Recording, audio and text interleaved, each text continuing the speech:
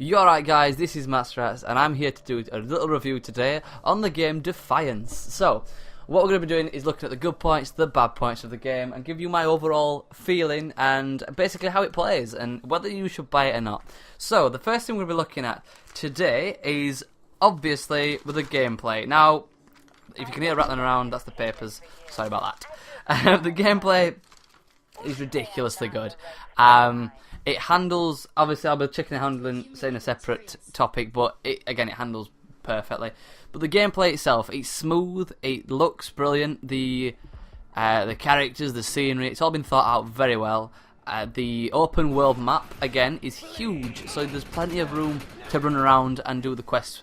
The storyline itself, again, is brilliant. There's the different quest elements within the gameplay that make it so that you don't have to just go around and randomly kill things. You can do the quest, do the story modes within it. There's also the second tangent story mode, which is basically a story that runs alongside the actual TV show, and if your character gets good enough, they will implement this guy or your character into the TV show itself. So there is an incentive to get really good at the game if you really want to be on telly.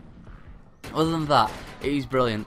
Like I said, the chat features within it are all awesome. I'm going to talk about that in the multiplayer section as well, but it plays like an MMO, like you would on the computer. It's ridiculously good. So if you're looking for a new MMO RPG for a console, this is, like I said, one of the first ones I've seen out for it that's done it really well. And again, it does work really well. The only few problems with it is obviously the servers lag at times, which you're going to get if it's going to be a huge MMO that can hold up to 10,000 people or 100,000 people in the server at a time.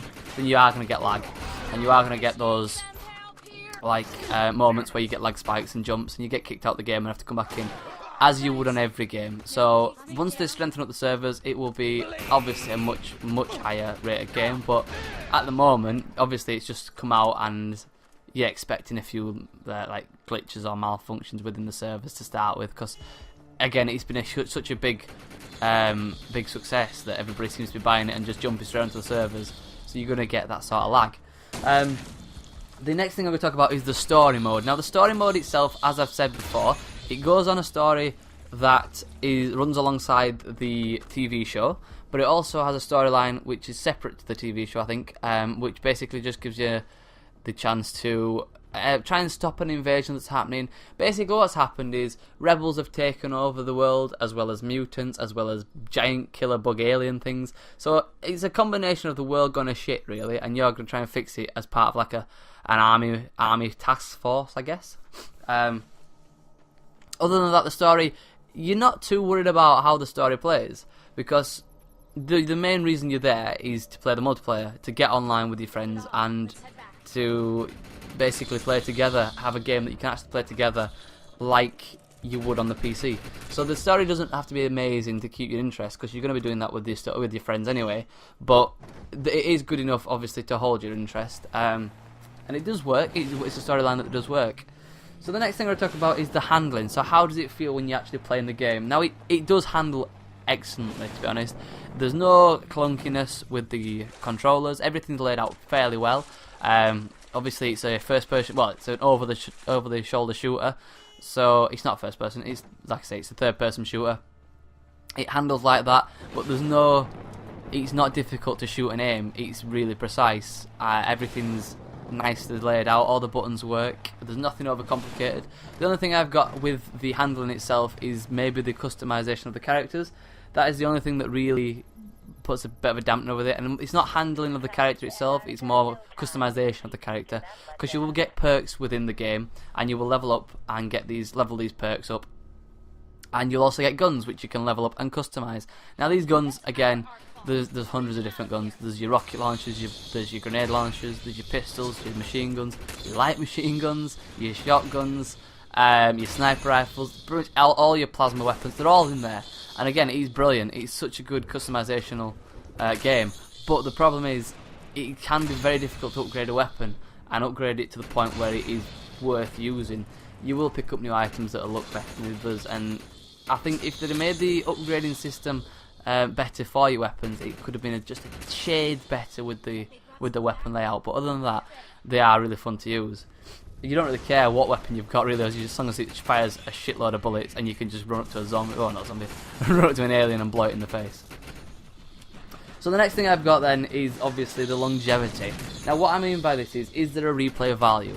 Now there is a replay value with this game because if nothing else, you can play it with your friends. Like you can get online, you can get a party together, and you can just run around and do some quests if you wanted. If there's no quests to do, you can go around and do some like mini quests. They're not on the marker as a quest, they're not on the map as a quest, but you run across them and it is like an area activated fight that's happening, and you will then just go across and do this fight. Other than that, there are things within the game called arc falls. Now these arc falls are where either raiders or alien bug things have taken over a specific place, and you need to defend the place from this invasion. Now they are really fun. You can do them with a mass of people. The only problem is at the moment, again, with the amount of people that's on it, you do get sometimes overcrowding, and it does kick you off and slow you down. Now once the servers have been buffed up, you won't get that problem.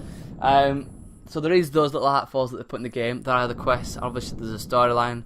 There's loads of different customizational weapons and customization that you can do with your character. You can buy bikes, you can buy armor, you can buy loads of stuff.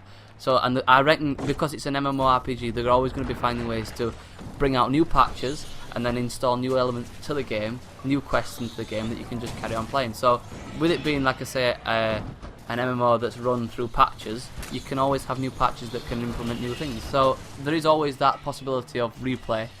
The last thing I've got to talk about is the multiplayer. And I think this is one of the biggest reasons you can get this game. Because you can join a party with your friends and you can just run around and do quests together. You can do the story mode together, you can go around and kill things together.